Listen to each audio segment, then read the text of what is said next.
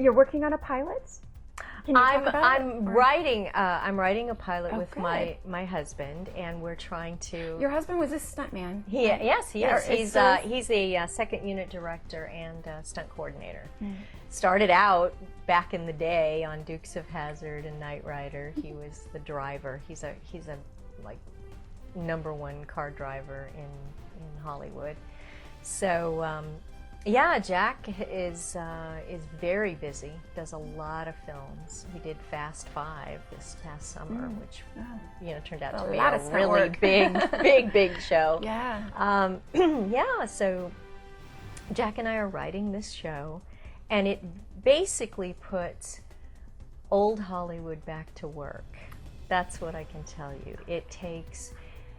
It's kind of a throwback to what Aaron Spelling used to do, 25 years ago, where all of a sudden you're going to see people you haven't seen in 20 years, and you're going to get to see them again, back like a on Fantasy shows. Island type thing? Like that kind of thing. Loved those shows. Only it's updated. You were on Fantasy Island? I was. And Love Boat. I was on Love Boat 7 times. Oh my gosh. Can you believe that? I know my sister probably could name every episode, and she would remember the whole storylines and everything. Yeah.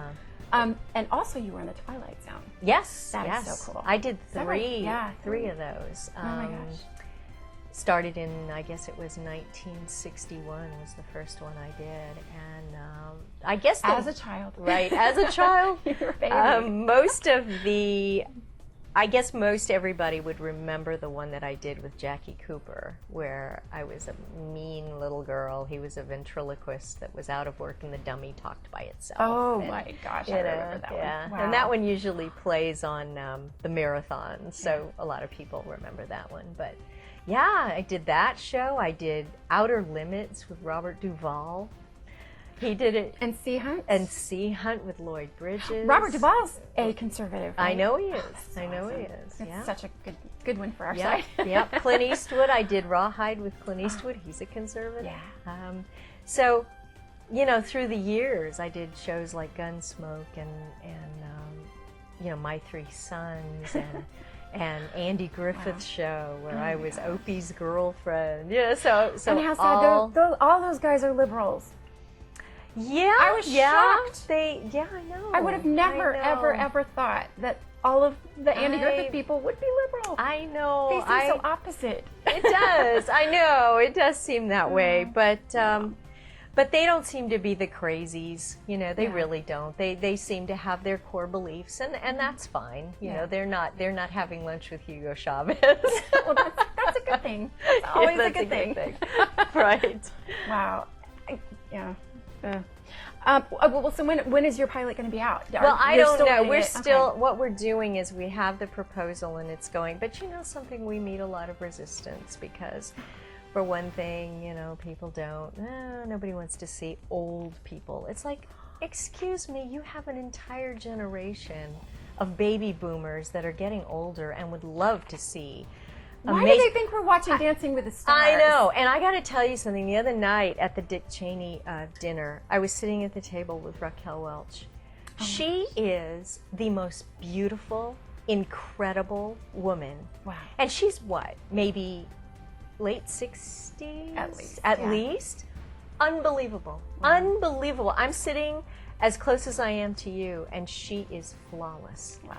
But this is what I'm saying. We have an entire group of people out there that want to work, that are talented, that have so much to give to this business, and they're just being tossed. They're just being tossed. Like they're not worthy anymore. You don't know how many. I know for one, my sister Lisa, who I keep talking about, but she would love that kind of show. People are watching a show that's more like Lawrence Welk than anything else when they watch Dancing with the Stars. Oh, of course. They're watching it because they want to see stars. That's right. Period. And it's ballroom dancing. Doesn't matter what they're doing. Absolutely. So you're on the right track. Well, that would be so much fun. I think there's room for everybody in this business, not just people in their 20s. No. And my daughter is in her 20s and she's an actress. That's wonderful. There's places for the young people. There's an audience for the young kids. Yeah. But what about my generation, you know, what about my generation? Yeah. We want to see people we're familiar with. Yeah. And such talent out there, I can't even tell you. We're talking, you know, Debbie Reynolds and Shirley MacLaine and people like this that are, they still sing. They Faye still, Dunaway. Connie Stevens, I just saw her in Vegas. She did an entire show singing, dancing, performing. And you're going, why don't more people know this? You know? It's just unreal. What do you need to make that happen? I need to get a producer or somebody who is going to say, you know, I've got clout with the network. I'm taking it there and I'm backing it. That's it. I mean, right now it's a lot of groundwork. It's a lot of, you know. I don't know who watches the show. I know that there are a lot of really great conservatives, but please, if by any fluke there's some producer out there watching this today. Oh, it's ready to go too. It's ready to go. We've got people that are literally lined up that would be on board for this. Oh my gosh. Yeah. So anyway, we're doing that, and then we want to just keep trying to. We want to do positive, uplifting, all-American, good value stories, and that's it. You know. I think if we win in 2012, and we will, there's no way we can. Yeah, there's no. It's ridiculous. Right. I think that's going to change America, because I think that the Tea Party is going to end up being the cool people. Republicans are going to be the cool people, and it's got to change. It's got to. Every single thing in life it's like the ocean. It's got ebbs and flows, and it will come back. That's exactly right. And I told you I was sitting at lunch with Rick Perry the other day, right before the debate, and I told him, I said, you know something? I said, for the past 3 years or so, or even more, maybe back to 2008, all we hear day in and day out is negativity. Yeah. How bad this country is, how awful everything is, how everything's going down the drain. We oppress people, we do this, we do that. I said, you know, Governor, we need somebody who's going to stand up and be a Ronald Reagan and say, we're America.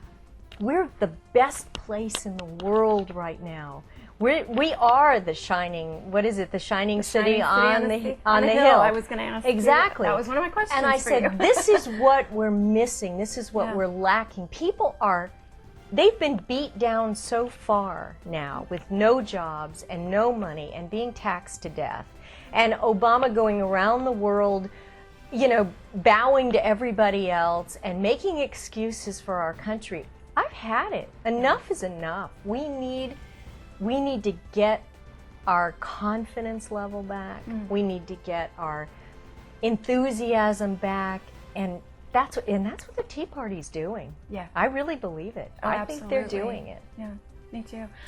I think they're the ones that really kind of shook everybody. It's like, wake up. Yeah, you can't. Absolutely, you can't be on the side. That's what happened to me. Yeah. I would have been perfectly happy never to talk politics as long as I lived. Look what happened to you. I know. I've just morphed into this thing that I've lost a lot of friends, as you can imagine. But that's it's all right. We've all been there. Yeah, we've all been there. I could talk to you all day about Hollywood alone, and I would love to do that another time sometime. But this is Patriot Update, and I do have to talk to you about a couple of other things. Your political favorite. Do you have one right now? Boy, I'll tell you, I'd like to meet all of the candidates if I could. I've met Michelle Bachmann, and of course I met with Rick Perry. Listening to the debates, everybody sounds good to me. They really do. They sound good to me. But it comes down to who can win, who can beat this administration. Yeah. And you really, really have to think about that. You can't just be a one issue. You know, if this person doesn't think like you do on one issue, that can't be the deciding factor. You have to look at the big picture. So, I mean, I was very impressed with Governor Perry, very impressed with him. Everything that he said, and then again, talking to Michelle Bachmann, she is bright, she is right on, she's very strong in her beliefs, she doesn't waver. I'd love to see a man-woman ticket. I think that would be wonderful if we could. I don't know what Sarah Palin's going to do. I like her a lot. I don't know that the media hasn't completely done a number on her, though. I think they've beat her up so bad that I just don't know where it stands. Do you know with Sarah Palin, a lot of people, when I talk to them about Sarah Palin, and sometimes immediately they're like, oh, I hate her. And then I'm like, why? Yeah, why? And when you ask them and zero in past just the fluff of the media, they really don't have an answer. It's kind of like a liberal thing, and it's kind of like, well, I don't know. I just think she's been exploited or whatever it is. But then again, that goes back to the media. Yeah, if you look at her on her issues and what she's done and accomplished and who she is as a person, you can't not like her. Yeah. You know, and that's the whole point. You take away this bashing of anybody. Listen, I was on a show where I played the most hated woman in America, killing Bobby Ewing. I mean, can you imagine killing one of the great heroes of television? So I know how that was. People would look at me on the street and not know who I really was, but it was that perception they had of me because that's what they saw in their living room every single week. So it was like, oh, I don't like her. Oh, I don't know. And it's like people would come up to me later and say, I really like, you know, after I got to know you, I really like you. Well, I think that's what's happened. And the media, the liberal media knows. They know how to do it. Oh, yeah. And so demonize her, and they're going to try to do the same thing to Rick Perry because they're scared to death of him. Yeah. Scared to death of him. I've never seen, I haven't, out of everybody, even Palin, I've never seen anything on, after, if I write anything about him in my articles or on Facebook or anything, it's like poison. Oh, I know. I know. It's not just like, oh, I don't like him. It's like they hate him. And they will, believe me, they will come up with everything. And you got to be you got to be so strong. That's what I admire about Sarah Palin. Is she just goes on. She just goes right on. Seriously, she does. You know, she gets on that bus. She doesn't care one bit. It's like, say what you will. Yep. And to me, I think that is very admirable. Absolutely. You know, I would be, the first time they said anything about my child, I would be a little crumble of puddle of mud. I know. And that would be over for me.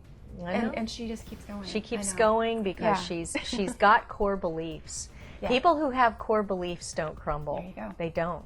And so I admire her. I don't know what she's going to decide to do. And somebody else I really, really, really think is amazing is Newt Gingrich.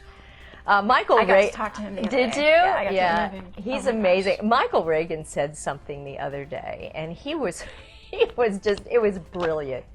He said, you know something, if one of the candidates on the debate panel stood up there and said, America, you vote for me for president, every one of these people will be in my administration. You know, Michelle Bachmann, she'll be a vice president. We'll have Ron Paul, he'll take care of the Federal Reserve. We'll have Newt Gingrich, he'll be secretary, whatever it is. Can you imagine a team like that? Oh, wow. Can you imagine? I think it would totally Herman Cain, all these people that have these brilliant ideas. If you put them all together, wow, what a package, huh?